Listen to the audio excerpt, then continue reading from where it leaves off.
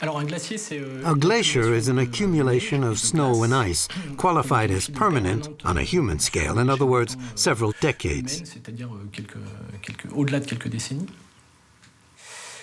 It's an accumulation of ice which flows due to its own weight.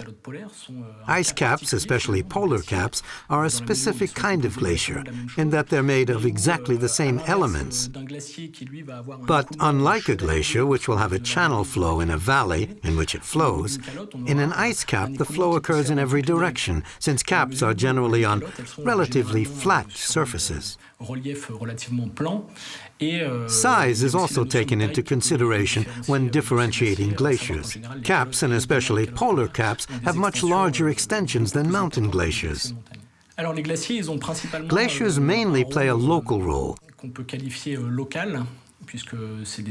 Since they're generally smallish extensions located in specific regions, the right climate conditions must occur for a glacier to form, which is why they're mainly found in mountainous regions. They can play a considerable role, namely as water supplies.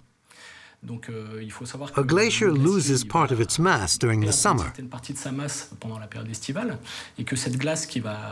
and this melting ice feeds into streams that flow through valleys. And a great deal of glacier water feeds into valley watercourses. And this water can be used for irrigation, for hydroelectric power, or simply as drinking water. Conversely to glaciers, which play a role on a local scale, the role of polar caps is more global, mainly in terms of our own climate. Think of polar caps as huge white stretches, since they are for the most part covered in snow. Their surface reflects part of the solar radiation that arrives on the planet.